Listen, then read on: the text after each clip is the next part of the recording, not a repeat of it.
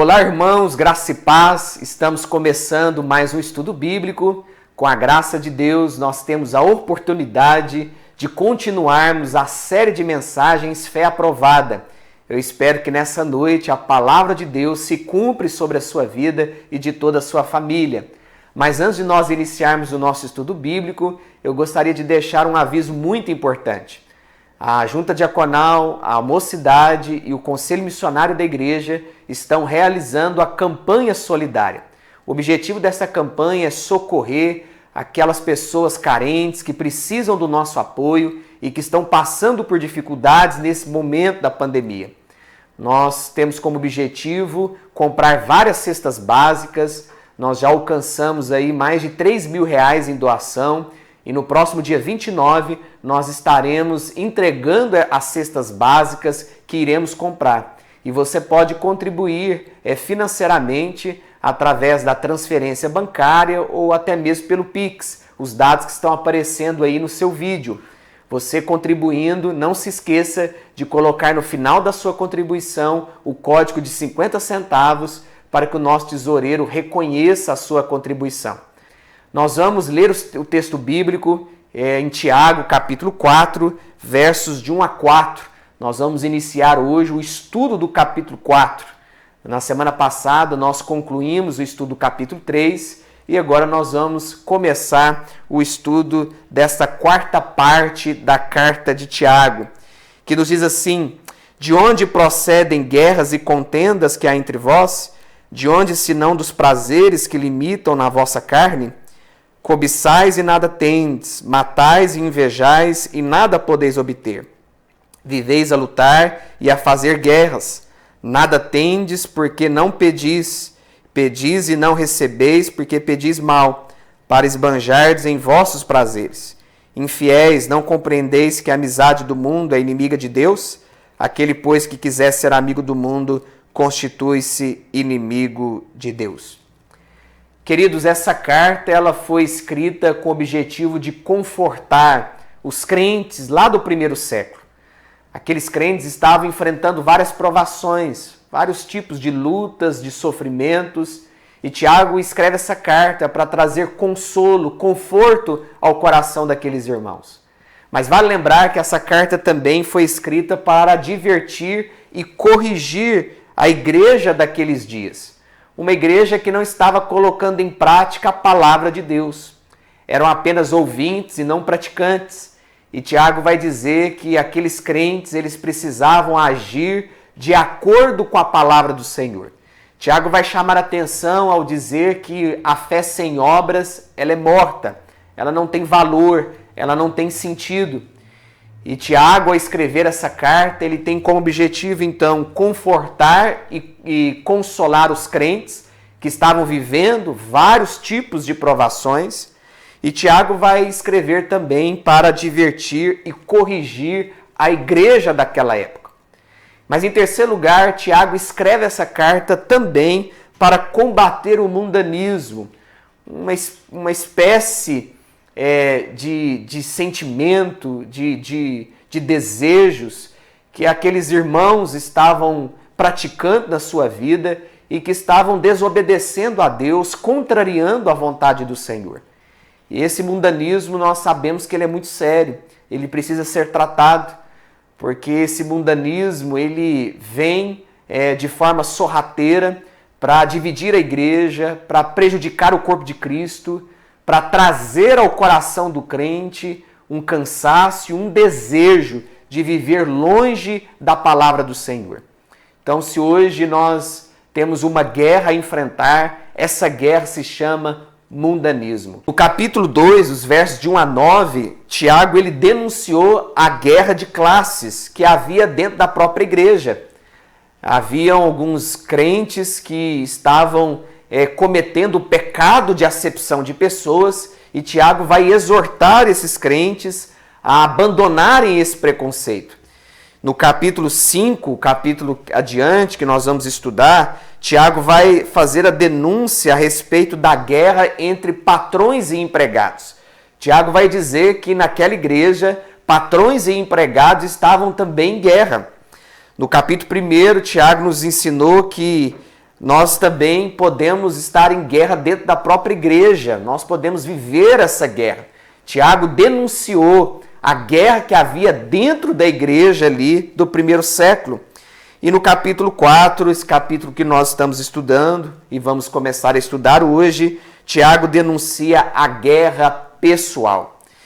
E no verso 1, Tiago nos diz: de onde procedem guerras e contendas que há entre vós? De onde, senão dos prazeres que limitam na vossa carne? Tiago começa aqui o capítulo 4 fazendo essa pergunta retórica, uma pergunta que precisa de resposta. Ele pergunta assim: de onde procedem guerras e contendas que há entre vós? É uma pergunta que leva a uma reflexão. O intuito de Tiago é trazer resposta a essa pergunta. E no versículo 1, Tiago diz que essas guerras e contendas que há entre nós, elas surgem através dos prazeres que limitam na nossa carne. Interessante que essa palavra aqui, militar, é uma palavra que Tiago tirou do contexto militar do seu tempo. E o significado é uma linguagem de guerra. Tiago, ele quer informar para nós, Tiago quer deixar bem claro que nós estamos vivendo essa guerra espiritual. Nós estamos lutando contra os prazeres que limitam na nossa carne. E sabemos que prazeres, o que Tiago está trazendo aqui para nós, são aqueles sentimentos da existência terrena, são sentimentos de uma pessoa que reconhece que é pecadora, que entende que a sua natureza é uma natureza corrompida pelo pecado. A palavra carne aqui nós sabemos que não é a pele que reveste o corpo humano, mas a palavra carne aqui é esse sentimento dessa natureza decaída, dessa natureza pecaminosa. E Tiago, então, ele vai falar a respeito desse mundanismo. E o mundanismo, queridos, não é nada mais do que viver os prazeres que esse mundo prega, os prazeres que esse mundo ensina. É aquele sentimento hedonista, é aquele sentimento que busca apenas os prazeres da vida. O sentimento hedonista busca a realização dos seus próprios desejos, e essa realização a qualquer custo, a qualquer preço. Nós sabemos que essa é uma das marcas do mundo no qual nós vivemos.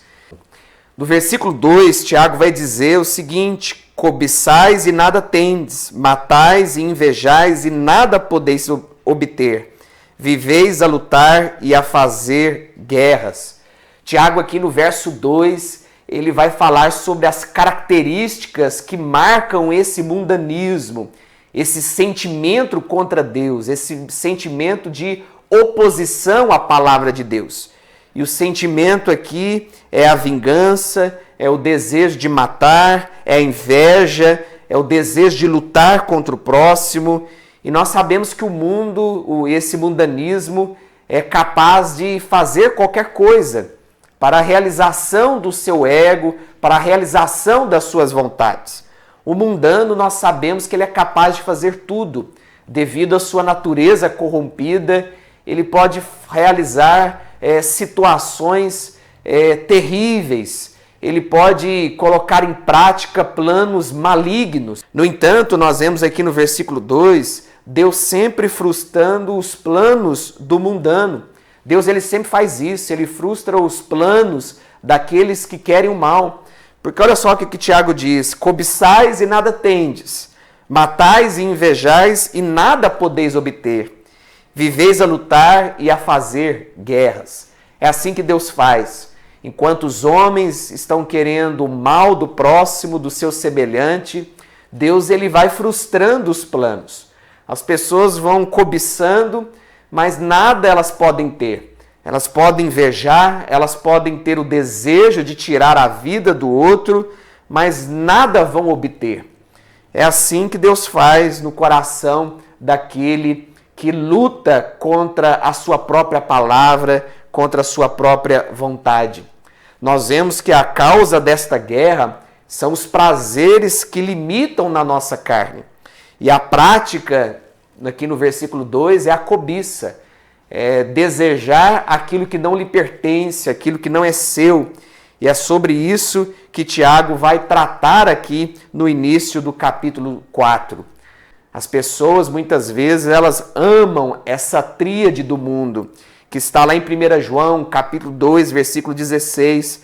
Pois tudo o que há no mundo, a cobiça da carne, a cobiça dos olhos e a ostentação dos bens, não provém do Pai, mas do mundo. Aqui na primeira carta de João, nós temos as características de uma pessoa mundana, de uma pessoa que não quer saber das coisas de Deus. Ela tem uma cobiça, ela cobiça a carne, ela tem uma cobiça dos olhos e ela tem um desejo de obter as coisas, de ostentar aquilo que possui. Então esse é o desejo de alguém que não ama as coisas de Deus. E as pessoas estão à procura disso. Nós sabemos que esse mundo sem Deus, ele está à procura da realização dos seus próprios desejos. E no verso 3, Tiago vai falar a respeito da oração do mundano. Quando o mundano ele ora, quando o mundano ele se levanta diante de Deus em oração, Tiago vai dizer: pedis e não recebeis, porque pedis mal, para esbanjares em vossos prazeres. O mundano ele pode até orar. Talvez ele aprendeu desde pequeno, quem sabe devido à religião, a orar, a levantar a sua voz em oração. Mas Tiago vai deixar muito claro aqui que a oração de um mundano, de alguém que não luta contra os prazeres da carne, para aquele que já se entregou aos prazeres da carne, ele nunca vai ter a sua oração respondida. Ele nunca vai receber aquilo que está pedindo. Porque diz Tiago aqui que ele está pedindo mal. Então muitas pessoas oram, têm até esse desejo legítimo de orar, mas a motivação está totalmente contrária à vontade de Deus. É uma motivação para esbanjar nos próprios prazeres. E essa oração, movida por essa motivação contrária, antibíblica, ela não é respondida por Deus. É uma oração ao vento, é uma oração desperdiçada, porque Deus não atende esse tipo de oração. Tem gente que pede para a pessoa certa. Tem gente que ora e crê que está pedindo a Deus, mas com a motivação errada. E pessoas assim não recebem. Pessoas assim não têm os seus pedidos realizados.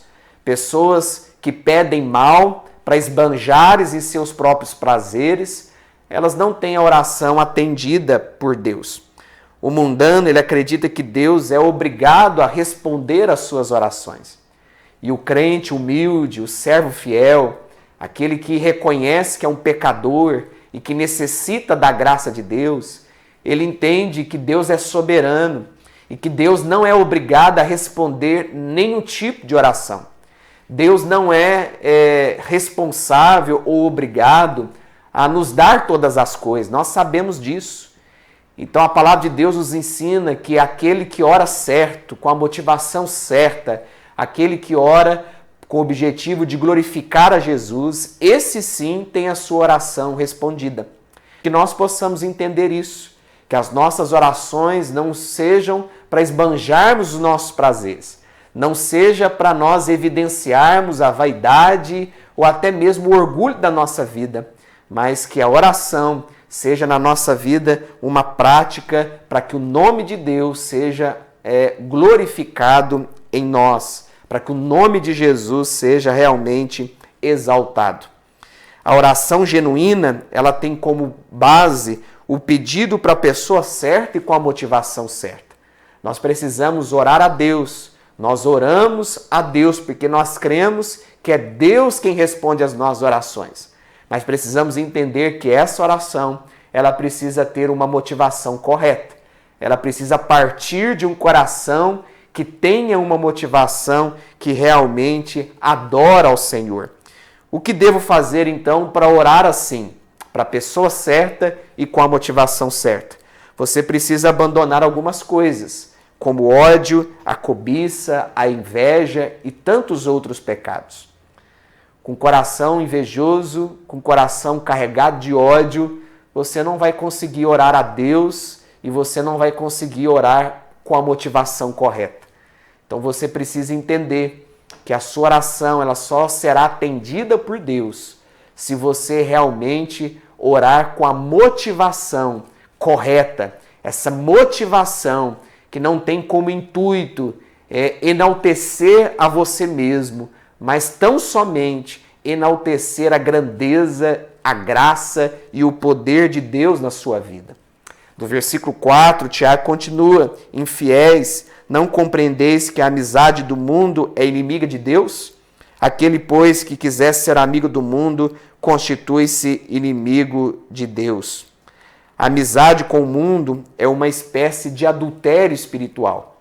A palavra infiel aqui, do versículo 4, no grego, no original, é a palavra adultério.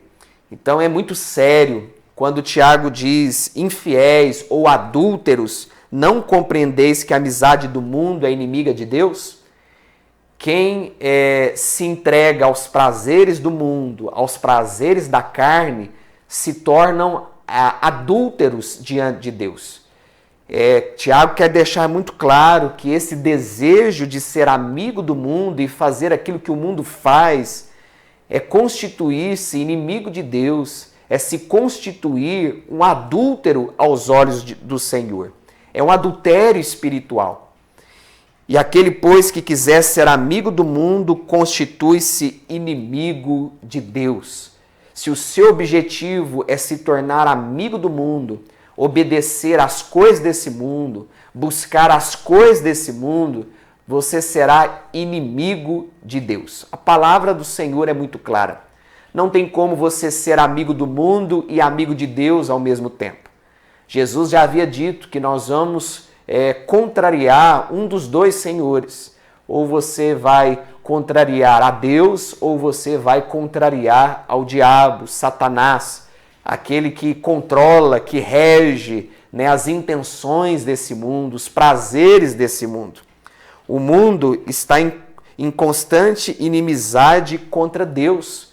Buscar os prazeres dessa vida é se declarar inimigo de Deus. Não há neutralidade, não tem como você ficar em cima do muro e agradar aos dois senhores. E nós sabemos que aquele que se diz amigo do mundo, de acordo com Tiago aqui, pode também ser declarado como inimigo de Deus. Deus é inimigo de quem é amigo do mundo. Mas Deus realmente pode ser inimigo daqueles que estão buscando as coisas do mundo? Sim, é o que Tiago está ensinando aqui e está muito claro. Paulo havia dito que se Deus é por nós, quem será contra nós? Mas imagina você se Deus for contra nós. O que resta de nós? Se Deus é contra você, como você pode sobreviver? Como que você pode viver a vida? Então isso é muito claro quando Tiago diz que aquele, pois, que quiser ser amigo do mundo, constitui-se inimigo de Deus, é a mais pura verdade. Não tem como nós escaparmos disso. Aquele que é amigo do mundo, de acordo com a palavra do Senhor, é inimigo de Deus. E ser inimigo de Deus é algo muito sério.